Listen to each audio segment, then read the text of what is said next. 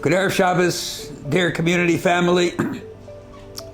This coming Shabbos is very special, together with the fact that we read the portion of Rabbi, Moses, our beloved teacher and leader, continues his extraordinary message to his beloved people in regards to maintaining, sustaining, and continuing the tradition eternally, as they are now on the verge of becoming a real nation with a land on the border.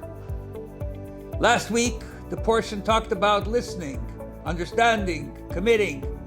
This week, we're talking about seeing, being so clear about the fact that only by living a holy life can we promise continuity to our children and grandchildren and great-grandchildren. Otherwise, as we read in the portion, there's so much room for somebody to slip and to move in another direction.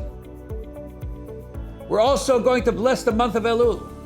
The month of Elul is the month of compassion, the month of mercy, the month of God's extraordinary expression of love for the Jewish people.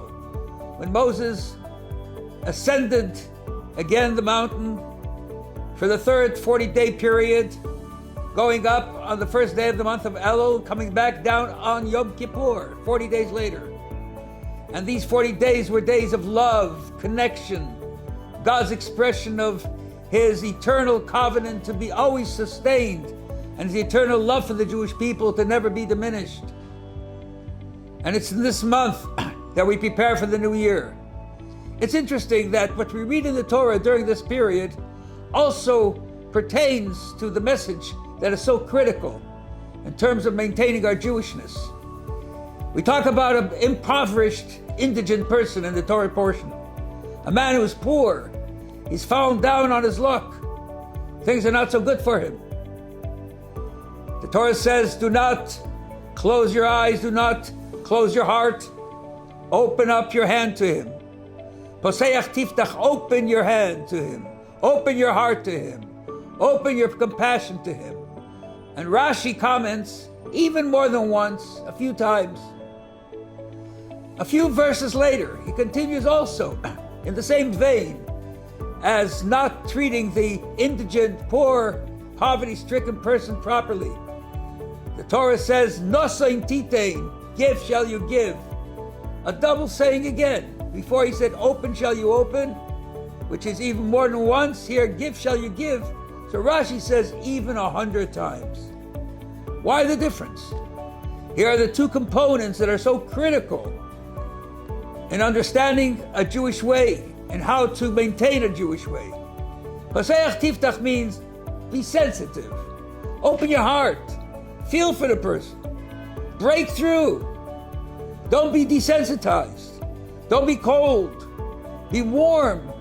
Treat him like you would treat yourself.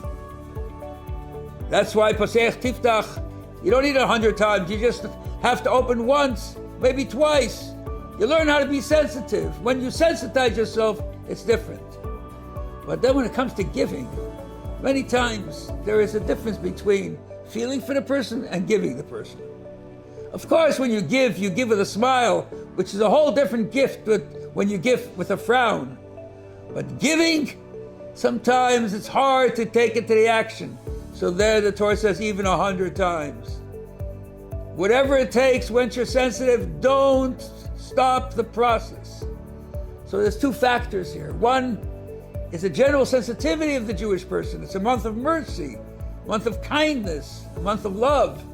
And the second thing has to be action. And the action sometimes is much more difficult than the sensitivity. Of course, sensitivity is critical, but the action is what gives the person bread to eat and a roof over his head. So let us not only be sensitive, but let us give even 100 times and show God how charitable we are, and God will show us how continuously charitable he is, giving us the best year ever. God bless you.